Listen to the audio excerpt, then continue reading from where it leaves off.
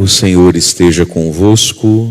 Ele está no meio de nós. Proclamação do Evangelho de Jesus Cristo segundo Lucas. Glória a vós, Senhor. Completou-se o tempo da gravidez de Isabel, e ela deu à luz um filho.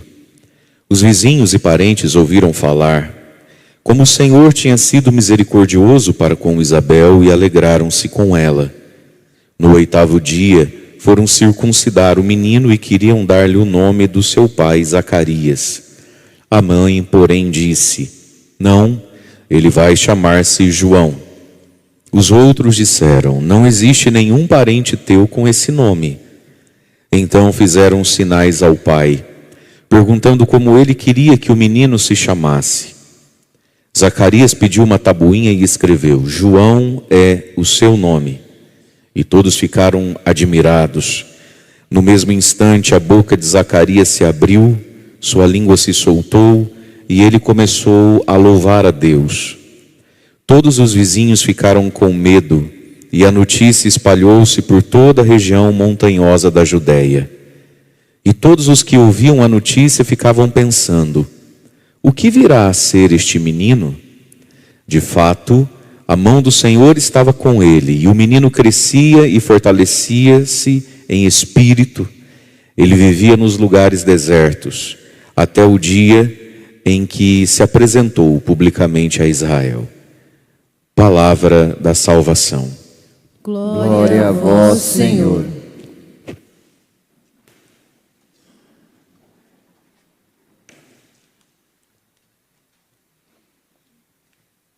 Irmãos e irmãs, a igreja celebra hoje, então, a natividade, o nascimento de São João Batista.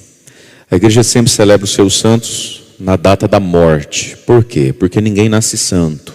Santo, a pessoa fica ao longo da vida. Mas com João Batista foi diferente. Por isso que a gente celebra ao longo do ano o nascimento de nosso Senhor Jesus Cristo, por óbvio. A natividade de Nossa Senhora, por óbvio, né? A Imaculada Conceição, mas celebramos também São João Batista porque ele foi santificado, recebeu a graça santificante do Espírito Santo no ventre de sua mãe, Santa Isabel, com a presença e a mediação da Santíssima Virgem Maria. E o Evangelho de hoje, então, nos fala do nascimento de João e nos fala do nome, do rito de dar o nome ao filho, né, na cultura dos judeus, que é o dia da circuncisão. E João Batista vem para cumprir uma missão. E olhando para a vida de João Batista, a gente olha também para a vida de cada um de nós, né? Então, São João Batista tem seus méritos e privilégios diante de Deus, porque Deus fez para ele um caminho, uma eleição, né? Mas esses personagens da Sagrada Escritura são um modelo para cada um de nós. Dentro de cada um de nós existe um João Batista também, numa história diferente, com uma altura diferente, mas nenhum desses personagens da Bíblia, João Batista também, não é só para a gente olhar e achar bonito. É para a gente olhar, achar bonito e encontrar o nosso caminho dentro daquela própria história, né? Então a primeira leitura que nós ouvimos do profeta Isaías, capítulo 49, essa leitura famosa que diz: Tu és o meu servo, em quem eu, o Senhor, serei glorificado. Isaías 49, 3. Você é meu servo e em você eu vou ser glorificado. Veja, meus queridos, quando Deus é glorificado na minha vida, através da minha vida, eu também sou glorificado, eu também sou preservado de tantos males. Na verdade, a vida perigosa é a vida onde Deus não é glorificado. Se Deus não é glorificado naquilo que eu estou fazendo, se o que eu estou fazendo não glorifica a Deus, é perigoso para mim e desonroso para Deus, mas perigoso para mim também, né? E aí o profeta na vida, um cristão na vida, vive essa experiência que está ali no próximo versículo, no versículo 4. Eu disse: trabalhei em vão, gastei minhas forças sem fruto, inutilmente. Entretanto o Senhor me fará justiça, Deus me dará recompensa. Vamos parar aqui um pouquinho. Como assim Deus vai me dar recompensa?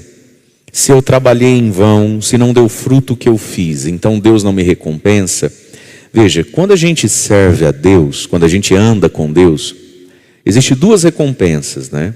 A recompensa que Deus dá pelo trabalho mesmo da coisa, mas existe uma recompensa aos olhos de Deus, que é a recompensa que será dada à nossa fidelidade. A nossa fidelidade. E essa é a maior recompensa, essa é a recompensa que nos mantém vinculados a Deus. O profeta está dizendo: acho que trabalhei em vão, acho que eu me gastei inutilmente. O povo não acorda, o povo não desperta, o povo não muda, joguei 1000 sementes, deu 1 ou 2 frutos só, mas Deus me dará a recompensa da fidelidade, né? E aí continua a leitura: agora diz o Senhor, né, que me preparou desde o nascimento para ser seu servo. Portanto, nossa vida e nossa história, toda ela, cada segundo dela, foi vista, pensada por Deus, está debaixo da bênção, do consentimento de Deus, para que a gente seja servo de Deus, né? E diz: aquele que me preparou desde o ventre da minha mãe, para que eu recupere para ele as tribos de Jacó, ele me disse: não basta que você seja meu servo, para restaurar tribos, reconduzir o povo, eu te farei luz das nações, né? Luz das nações. Portanto, a luz, ela tem uma capacidade que é fazer bem, né? Ajudar quem está longe dela. A gente tem essa expressão na língua portuguesa: estou precisando de uma luz no fim do túnel. Se eu tivesse uma luz no fim do túnel, né? Então está longe de mim, é pequenininha, mas ela é capaz de me mover. E esse é o poder da santidade. A virtude e a santidade, ela tem o poder de mover quem está longe. Às vezes a nossa vida está fazendo bem para quem nem está perto, né? E às vezes a luz, se tiver muito perto, faz mal, né? Você colocar uma luz muito no olho, até irrita. É por isso que às vezes a gente tem esses dramas na vida, né? Dentro de casa, dentro da comunidade. Parece que a gente consegue mover, iluminar e clarear a estrada de quem está longe, não consegue com quem está perto, né? Mas seja como for, João Batista é luz das nações, e nós também somos luz, e a luz ilumina e dá esperança, dá alguma segurança para o caminho do ser humano. E essa luz é Cristo em nós, né? À medida em que o Evangelho cresce em nós, a nossa vida se ilumina.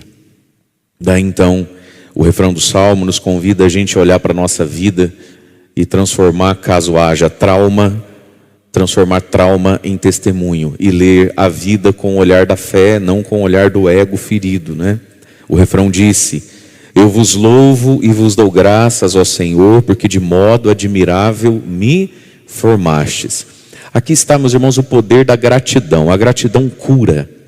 Só é grato quem é humilde. As pessoas são doentes porque elas são muito inchadas delas mesmas. Então ela olha para a própria vida e se adoece perguntando: por que comigo, por que eu e por que não foi diferente? Não é isso? Por que comigo, por que não foi diferente? Olhando sempre para a vida dos outros.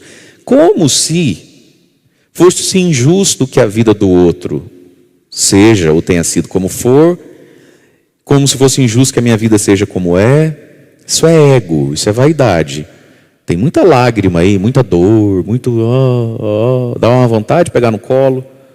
Só que vai um minutinho e já passou a vontade de pegar no colo, dá vontade de pegar um chinelo. Isso é falta de humildade. Olha o que está dizendo aqui: eu vos louvo, Senhor, vos dou graças, porque de modo admirável me formaste. É aquela.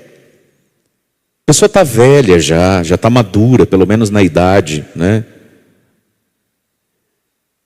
E ela vive com umas dores de alma, ela vive com umas nostalgias, ela vive com umas perguntas. Conhece gente assim? E aí a pessoa fala: porque quando eu era pequeno, aí começa a chorar. Eu era pobre, eu não sei o quê, a gente passou fome. Aí você olha para a pessoa, ela está gorda. Está gorda, está corada, aquelas bochechas imensas. Porque a gente era tão sofrido. Minha família, aí agora tem mulher, tem marido, tem filho, já tem neto. A pessoa não consegue olhar para a vida dela e ver: poxa vida, como é, que modo admirável Deus escolheu, permitiu e Ele é Deus e eu não sou nada mesmo, não era nem para eu ter nascido, tudo é dom. De modo admirável Deus me formou, Deus me conduziu, Deus interveio, Deus me fez chegar até aqui. Isso é profundamente libertador. Só que para isso é preciso humildade. De olhar para a vida e ver na vida um modo admirável, até engraçado, de Deus conduzir as coisas para mim, que sou um nada, chamado a ser luz, por misericórdia de Deus, mas eu mesmo sou o quê? Nada, nem para viver eu pedi, eu não me escolhi, eu sou dom para mim mesmo. Nós precisamos entrar nessa gratidão, meus irmãos, senão tudo é trauma, tudo é dor, e tudo porque comigo, porque assim, ora, porque Deus é admirável em seus caminhos, pronto, acabou. E devia estar bom para nós, né? Devia estar bom para nós. Aí vem a segunda leitura que nós ouvimos aqui de Atos dos Apóstolos, quando Paulo está discursando e vai mencionar então, para poder falar de Jesus, vai pontuar algo muito concreto da vida, do ministério de João Batista, quando ele fala do batismo que ele ministrava, né? Estando, Atos dos Apóstolos 13, 25, estando para terminar sua missão, João Batista declarou: eu não sou aquele que vocês pensam que eu seja, mas vede, depois de mim vem aquele do qual eu não mereço nem desamarrar as sandálias. João Batista foi confundido com o Messias, com o Cristo. Havia no coração do povo, há muitos séculos, essa esperança. E aí, em Israel, já há quase 3 séculos, não havia mais, não tinha surgido nenhum profeta. O povo estava há 300 anos sem um profeta. 300 anos é muito tempo, hein? 3 séculos sem profeta. Quantas e quantas gerações ouvindo dizer de um que viria, mas sem ver nenhum profeta, sem ver um Isaías, um Ezequiel, um Malaquias, um Amós, um Jeremias, ninguém ali, né? Então, quando João Batista surge, ele surge, né, com tanta virtude, com tanto poder de Deus, e é um poder que nunca fez um milagre, né? João Batista não fez nenhum milagre, não tem uma obra de João Batista no sentido milagre, cura, portento. Era só o seu jeito de viver e o que ele pregava e anunciava. Que para muita gente, João Batista era o Cristo de Deus, deve ser ele. Então olha o que ele precisou dizer: eu não sou aquele que vocês pensam que eu sou. Tamanha foi a grandeza de João Batista, né? No coração inclusive do povo. Mas vede, depois de mim vem aquele do qual não mereço desamarrar as sandálias. Portanto, quando a gente se coloca diante de Cristo, até o mais santo não merece desamarrar as sandálias. Então por que a igreja venera os santos? Se o mais santo dos profetas não é digno de desamarrar a sandália de Jesus? É que, se João Batista é tão pequeno diante de Jesus, e eu diante de Jesus sou ainda menor que ele, e eu comparado com ele sou bem pequeno também. É por isso que a gente venera os santos de Deus. Não porque eles sejam do tamanho de Jesus, porque não são. Não porque eles sejam maior do que Jesus, porque óbvio que não são. Porque são maiores do que nós. Simples assim. Uma pessoa para ser mais inteligente do que eu, ela não precisa ser o Einstein. Correto, sim ou não? Existem milhões de pessoas mais inteligentes que você, e nenhuma delas é um gênio. É que você é bem burro mesmo. É verdade, não é? Quantos meninos jogavam mais futebol do que eu? E nenhum deles era o Neymar, o Hendrick, o Ronaldinho. Era só, tinha 2 pernas, já jogava mais que eu. Então, por isso que a gente venera os santos e santas de Deus. Está vendo? Diante de Jesus não merece nem desamarrar a sandália. Então, ele não merece desamarrar a sandália de Jesus, e eu não mereço desamarrar a sandália de Jesus e nem a dele também. João Batista só teve um que ele não merecia desamarrar a sandália: Jesus. Jesus, João Batista, São Maximiliano, se eu for fazer a lista aqui, não acaba, né? Mas veja, a grandeza de João Batista foi confundido com o Cristo. Grandeza 2, não se iludiu com a confusão dos outros, que isso é muito importante na vida também, né? Às vezes as pessoas passam umas vergonhas, uns constrangimentos, porque eu acho que é falta de assessoramento, né? Quem de nós nunca passou pela vergonha alheia? Já sentiu vergonha no lugar de alguém? Do seu olhar e falar assim, gente, quem falou para ele que ele canta, coitado? Quem falou para ela que ela sabe fazer isso aí? Alguém vai lá e avisa, pelo amor de Deus, não dá uma vergonha assim? Então João foi confundido, o povo estava confuso com ele. Ele precisou apontar Jesus. O povo está confuso, mas ele não está iludido, ele sabe quem ele é, né? Eu não sou o Cristo. E aí vem o Evangelho. Tudo isso aqui foi muito bem acolhido, vivido, impulsionado, profetizado, amparado pela família dele. Olha que interessante, quando ele nasce, então, diz que o povo, vizinhos, parentes, amigos, ficaram muito felizes, né? Porque ouviram dizer como o Senhor Deus tinha sido misericordioso para com Isabel e alegraram-se com ela. Porque naquele tempo, o não ter filho era uma coisa triste, mas que recaía de um modo muito imaturo, baixo, equivocado por parte das pessoas, da sociedade, dos religiosos, sobre a mulher. Então naquele tempo, não tem filho, é por causa da mulher, né? E veja, meus irmãos, muitos casais não têm nem vão ter filho. Por causa do homem.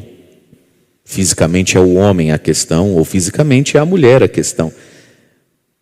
Mas um casal que tem filho ou não tem filho, ou não tem por causa de Deus. Deus é o Deus da vida. Deus estala o dedo, a vida vem. Por isso que é tão triste e terrível alguns preconceitos, né? Aquilo que a sociedade chama hoje, sobretudo quando criança e adolescente, o bullying. Porque a pessoa tem ou não tem altura a mais ou a menos, peso a mais ou a menos, tem ou não tem um braço a mais, um braço a menos, tem ou não tem, o que a pessoa tem ou não tem é Deus nela. É a escrita de Deus nela, para a salvação dela. E para o reconhecimento nosso de Deus nela. Deus está em toda história humana. Deus está em qualquer casamento, em todo casamento.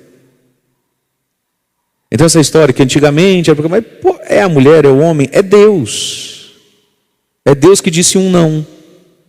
É verdade que tem não de Deus que dói pra caramba, né? É Deus que consentiu com uma fragilidade da natureza humana decaída por causa do pecado de Adão e Eva, né? Porque não houvesse o pecado, não haveria doença. E não quer dizer que porque doente, castigado por um pecado. Mas porque filho de Adão, é condição humana. Essa terra não é o céu. Mas a gente tem que aprender a respeitar a escrita de Deus na vida das pessoas. E ler o que Deus escreveu. Ao invés de ficar querendo ficar bravo, revoltado, escandalizado, porque não consigo ler na sua vida aquilo que eu queria. Eu não tenho que ler o que eu queria na sua vida, eu tenho que ler o que Deus escreveu nela. Tá. Mas Deus usou de misericórdia com Isabel. A velhinha ficou grávida, né? Então, assim, foi um alívio também, por muitos motivos. Alegraram-se com ela. Aí chegou o 8º dia, que é o dia da circuncisão. Tem que circuncidar o menino, que é o batismo do judeu, né? O filho, o homem, precisa ser circuncidado. Muito bem, vamos fazer a circuncisão do menino. E aí queriam quem? Um monte de gente que não tem nada a ver com a história. Como é difícil para as pessoas ficarem só na arquibancada torcendo, né? Você vê isso em jogo de futebol. Não fosse o alambrado, não fosse a polícia, não fosse um fosso entre a grama e a arquibancada, se você deixar o sujeito sair da arquibancada, pega a bola e fala, não, deixa que eu chute esse pênalti. Como é difícil para o ser humano só assistir. Queriam dar ao menininho, o que nasceu, o nome do pai, e já iam dando o nome para o menino, mas o filho é seu. Você não chorou por esse menino, você não rezou por esse menino, você não carregou esse menino, você não é o pai do menino, você não é a mãe do menino, que você quer dar nome, não quer teu. Mas não cuida não para ver. As pessoas dão um nome no seu filho, escolhe a cor do corvinho do seu sofá, a marca do seu carro. E se você vai para Maceió ou Camboriú no fim do ano? Tem gente que vive uma vida que não é dela. As pessoas mandam na vida dela. E manda porque você é besta, manda porque você deixa. Manda porque você é carente, manda porque você não sabe riscar o chão. Mas olha só que interessante, queriam lhe dar o nome, que você queira, que você acha. Mas o filho não é seu, fica quieto aí, ó. Mas não cuida não para ver. Você nunca vai viver sua vida. Alguém sempre vai querer dar nome, dar definição para você. E o único que tem que dar nome na nossa vida é Deus. E se for para você ouvir palpite de alguém, que seja de quem você considere, que esteja muito unido a Deus, o resto só fica na arquibancada aí. A Isabel precisa reagir. A mãe, porém, disse, não, ainda bem que ela tinha boca, né? Não, vai chamar João. Os outros disseram, ai, desculpa, Bebel. Ai, que a gente acha Zacarias tão bonita, né, comadre? Não, os outros disseram, como assim, João? Como assim, João? Não, nada a ver. Ui. Não, porque não existe nenhum parente teu com esse nome. Então, ou seja, esse menino é para quem? Esse menino é para nós. É o cuticute da vovó, é o cuticute da titia, é o filho homem que o tio fulano não teve, é o príncipezinho da mamãe, é o reizinho do papai. A família, ó. É minha? Não. Não vai chamar João não, Isabel. Você não tem parente com esse nome. Então fizeram sinais para o pai, perguntando por sinais para o pai qual vai ser o nome do menino. A Bíblia diz com alguma inexatidão que quando o anjo anunciou a Zacarias, Isabel, tua esposa, ia ficar grávida, diz que ele riu por dentro, ele duvidou. Aí a Bíblia diz assim, ele ficou mudo. Então na verdade ele não ficou só mudo, ele ficou surdo também. Porque se você tem que perguntar por sinais, o sujeito escuta, fala com ele. Por que perguntar por sinais? Porque ele ficou surdo-mudo. Tanto é que nem a Isabel e nem ele tinham conversado o assunto até hoje. Mas vamos lá, perguntaram por sinais. Como é que você quer, ô Zacarias, que chame o teu filho? Zacarias pediu uma tabuinha e escreveu na tábua, João é o seu nome. E todos ficaram muito admirados. E aí diz que nesse momento, quando Zacarias aceita a vontade de Deus para o filho, a boca de Zacarias se abre, a língua dele se solta, e eles começam a louvar a Deus. Vamos entender aqui o poder dos nomes, né? Então quem ainda vai ter filho, podia pensar bem nos nomes, né? Olha só que interessante. Isabel, no hebreu, poderia ser traduzido para nós como meu Deus jurou, meu Deus prometeu. Só que nasceu um menino, não é um bom nome, né? Isabel. Mas João, esse menino, olha como ele encaixa bem no nome da mãe. Deus jurou que ela ia ter um filho um dia. Zacarias significa Deus se lembrou de mim. E seria um nome maravilhoso para esse menino. Esse homem que só ia ter um filho, e que teve um filho de um modo um tanto quanto miraculoso, né? Olhar para esse menino o resto da vida, e qual é o nome do filho? Zacarias, Deus se lembrou de mim. Seria muito justo, seria muito propício esse nome, porque de fato é o que o menino é. Deus se lembrou de Zacarias e deu a Zacarias o que a natureza humana não podia dar. Um excelente nome, Zacarias, Deus se lembrou de mim. Acontece que João Batista veio ao mundo, assim como cada um de nós, não só para ser a alegria e o consolo de pai e mãe. Nossa vida tem um tamanho maior que isso. E Zacarias aceita então, ele doa o filho, né? Não vai chamar Zacarias Júnior, não. João é o seu nome. Porque o que significa João? Deus concede graça, Deus é favorável no consentimento. Deus é doador, favorável. Deus é favorável. Deus concede graça. Porque foi para isso que João Batista veio. Ele não veio para ser a realização do sonho de um pai, ainda que fosse um sonho bonito. A vida dele, a história dele é maior que o próprio pai. Meus irmãos, nós precisamos permitir as pessoas viverem a sua história e ajudá-las nisso. Muita gente cresce ouvindo do pai e da mãe, meu sonho é que você... Meu sonho é que você...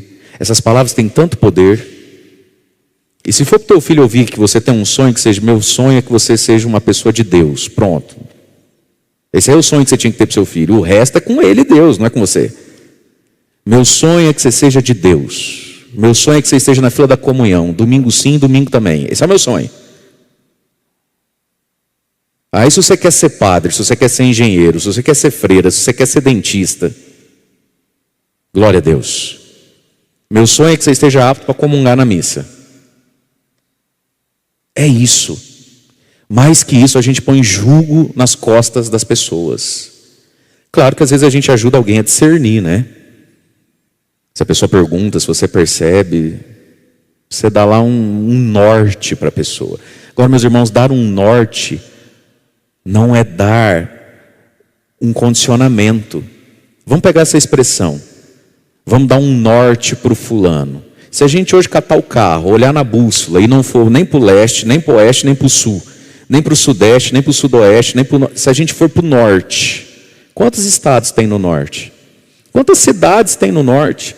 Quanto lugar é norte? É norte, glória a Deus. Dar um norte não é dar um CEP. Você tem que chegar aqui, viu? É isso aqui que você vai ser. Um pai, uma mãe, um líder, um padre, um amigo, quando muito pode, e tem que ficar satisfeito em dar norte, e não ficar dando CEP de rua para os outros. Vá para o norte, filho. Aqui está o norte da sua vida. Agora tem 1 milhão de cidades aí. Tem 1 milhão de possibilidades aí. Amém, gente? Fala amém, vocês são tudo mais velho, tudo vó, tudo já tem filho, neto, bisneto, fica enchendo a paciência dessas crianças aí, fica se projetando em cima dos outros. Ai, que minha senhora tem um neto padre. A senhora foi ser freira? Então para de sonhar, sabe? Ai, que minha senhora tem um filho médico. Matava a aula para jogar bola, nunca estudou, nunca leu um livro na vida, agora o filho tem que sair médico. Ah, vá. Não. João é o seu nome, ele é muito mais do que para mim, ele é uma bênção de Deus, e o pai não sabia que o filho ia ser profeta também, mas João é o seu nome, ele veio, eu estou velhinho, mas ele não veio só para ficar me coçando minhas feridas. João é o seu nome. E quando a gente aceita, quando a gente permite o plano de Deus na vida do outro, na nossa própria vida, Zacarias está aceitando o plano de Deus na própria vida dele, a língua se solta. Agora vem o João Batista. Todos que ouviam essa história toda, ficavam pensando, os outros pensam a vida da gente, né? O que virá a ser desse menino? Porque de fato a mão de Deus estava com ele. Isso aqui é o mais importante, que a mão de Deus esteja comigo, com ele. Isso aqui é o importante da vida, né? Só que o João, ele tem umas características interessantes, que anunciam que vai dar certo a vida dele. O menino crescia e se fortalecia em espírito. Crescia fisicamente e se fortalecia em espírito, mundo interior. É isso que significa crescer em espírito. Mundo interior, aqui dentro. As virtudes humanas e as virtudes da fé, mas dentro. Ele crescia fisicamente, tem que ter saúde, né? E crescia espiritualmente, ele se fortalecia dentro dele. Outro ponto positivo do João. Vivia em lugares desertos. Ele gostava um pouquinho de solidão, de silêncio, de ficar ele com ele mesmo. Isso aqui é uma bênção na vida, meu querido. E se você gostasse um pouquinho mais de solidão, de silêncio, de ficar você com você mesmo. Nossa, você ia ter tanta paz. Vivia em lugares desertos, até o dia que se apresentou publicamente a Israel. Aí foi esse sucesso. Bom, aí ele bombou. Aí o pai dele vendeu ele para o Real Madrid. Aí deu certo. Por que deu certo? Fisicamente era saudável, por dentro ele era forte, ele era homem, não só na barba, ele era homem na têmpera. E quando ele se apresenta publicamente, ele é alguém preparado sozinho, ele tem o que dizer. Hoje em dia o mundo é muito oco, é muito vazio, as pessoas gostam de viver publicamente, publicando. E quantas pessoas publicam o dia inteiro, várias vezes por dia, não tem nada ali. Quantas publicações diárias você vê no Instagram, no Facebook, que não tem uma gota de algo que te seja útil? Tem nada ali. Porque as pessoas têm um afã do público. Então, ele cresce fisicamente, espiritualmente, moralmente, por dentro, na têmpera. E ele gostava do deserto, para rezar, para raciocinar, para pensar, para meditar alguma coisa.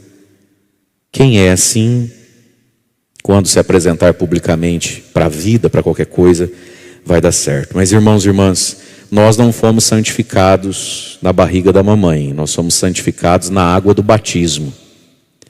Pensamos hoje que João Batista, santificado na barriga da mamãe, nos ajude a viver bem o nosso batismo. Louvado seja nosso Senhor Jesus Cristo. Para sempre seja louvado.